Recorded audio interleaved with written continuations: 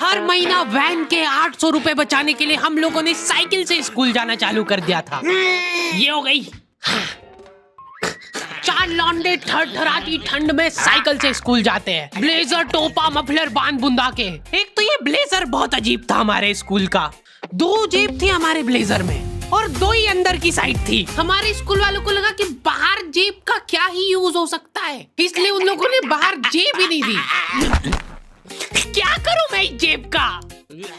ठंडी लग रही है तो हाथ अंदर वाली जेब में ही डाल के चलना पड़ता था। कोनी से साइकिल चला के आते थे हम लोग स्कूल। सबको ऐसा लगता था कि हम लोग अपाहिज हैं। और फिर एकदम से हम लोग हाथ बाहर निकाल लेते थे।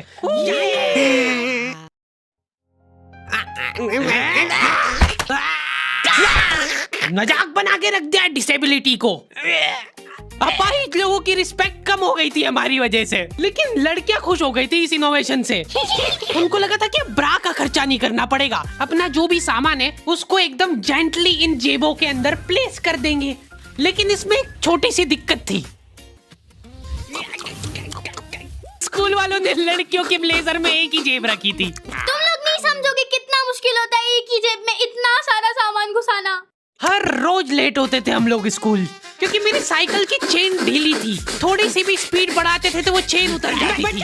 लेकिन पापा ने मेरे को प्रॉपर ट्रेनिंग दे रखी थी चेन चढ़ाने की। एक जना ऐसे खींचेगा टायर, उतने में अपने को पानी से फटाफट कस देना है। ये हो गई टाइट। बैग में पाना पेचकस रख के लाना पड़ता था मेरे को स्कूल, कि कभी भी रास्ते में चेन उतर सकती है। इमेजिन करो एक बार कि तुम चुपचाप वैन में बैठ के जा रहे हो, बीच सड़क में 4 लौंडे साइकिल पलटा के फटाफट क्लास में बैठे हुए मेरे को डर बना रहता था कि कोई गलती से मेरा बैग चेक नहीं कर ले। तो आज हम लोग पढ़ेंगे टेंस। सबसे घटिया, वाहियात, नीच टॉपिक लगता था मेरे को टेंस। पास्ट, प्रेजेंट और फ्यूचर तक बात ठीक थी। प्रेजेंट कंटीन्यूअस टेंस क्या होता है? सिंपल पास्ट, पास्ट कंटीन्यूअस, मतलब वो बीत चुका है पर चल भी रहा है। क्या है ये? कितना भी समझ लो इस टॉपिक को, एग्जाम में जाके तुमको अंदाजे से ही सेंटेंस चूज करना पड़ेंगे कि ये सुनने में अच्छा लग रहा है तो यही होगा सही। एग्जाम में इन्विजिलेटर हमको क्वेश्चन पेपर पे कुछ नहीं लिखने देता था। इनको ऐसा लगता था कि हम लोग क्वेश्चन पेपर पे आंसर लिख लिख के चीटिंग करेंगे। लेकिन हमारी क्लास के बच्चे एडवांस हो गए थे। ये पूरी की पूरी आंसर शीट एक्सचेंज कर लेते थे कि तू लिख के दे, देखो आता है तो। बोर्ड एग्जाम थी यार हमारी, और हमारे स्कूल वाले बोर्ड एग्जाम को बहुत सीरियसली लेते थे। अलकायदा टाइप ट्रेनिंग मिली थी हम लोगों को।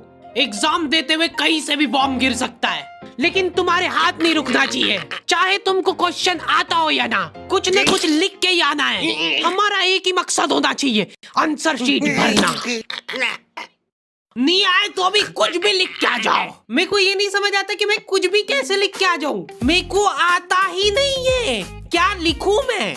एक तो हमको इतना डरा धमका के भेजा गया था ना सेंटर पे, मैं नर्वसनेस में जाके अपना नाम भूल गया। वहां पे इन्विजिलेटर ने नाम पूछा, मैं सोच रहा हूँ क्या हो सकता है। बेटा नाम तुम्हारा। 2 मिनट।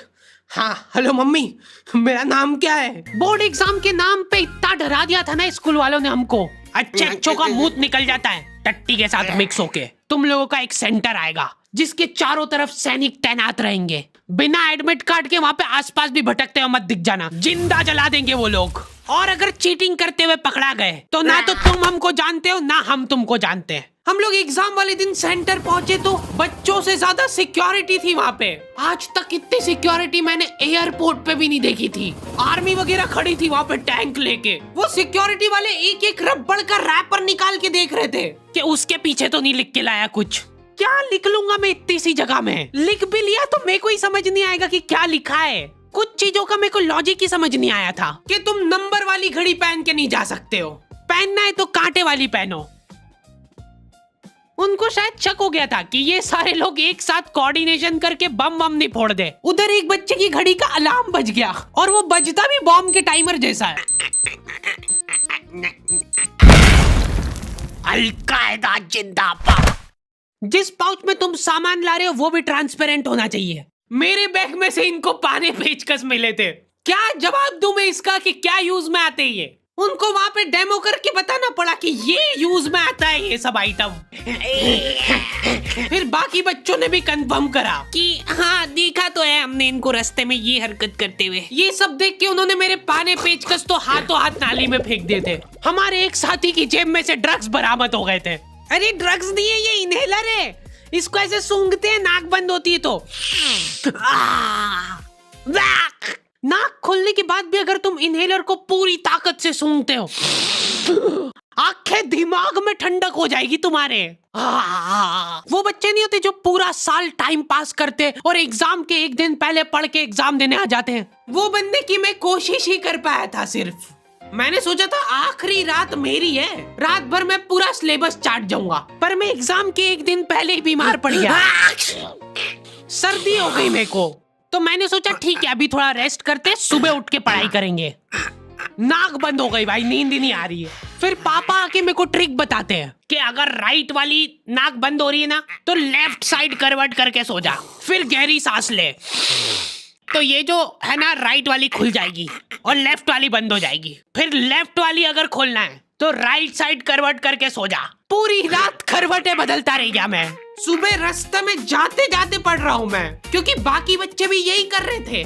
बच्चों को लग रहा है कि भाई जितना हम लोग साल भर में नहीं पढ़े उतना हम लोग रास्ते में जाते हुए पढ़ लेंगे। रास्ते में ऐसे कॉपियां लेके घूम रहे जैसे इनसे ज्यादा पढ़ाकू कोई हो ही ना। सुबह हम सब लोग सेंटर लेट पहुंचे क्योंकि साइकिल की चेन उतर गई थी तो रास्ते में वो कर रहे थे। और क्वेश्चन पेपर भी लेट हो गया था उस दिन। क्वेश्चन पेपर Z+ सिक्योरिटी के साथ आता था। 10 बॉडीगार्ड लेके आते थे एक जरा सा पार्सल।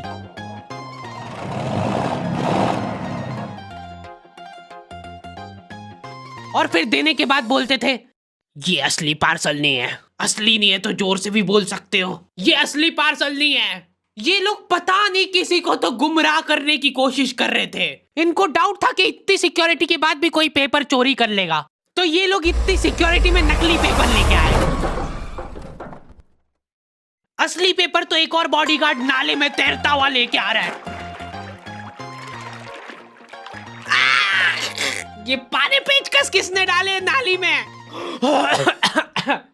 ये लो।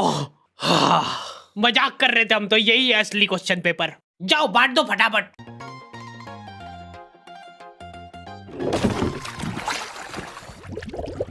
ये अपना आपस में एक दूसरे को गुमराह कर रहे थे।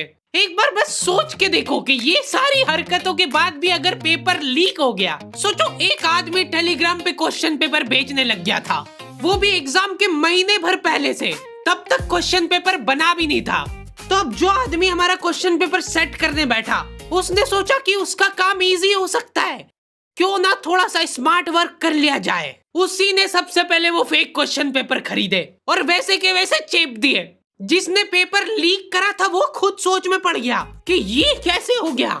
एग्जाम खत्म होने के बाद इन्विजिलेटर को बहुत मजा आता भाई कॉपियां छीनने में। एक सेकंड भी किसी को ज्यादा नहीं मिलना चाहिए। बस एक वर्ड टाइम ओवर होने के बाद कैसे लिखा तूने? एक बच्चे ने खुद से कॉपी दे दी तो इनको डिसरिस्पेक्ट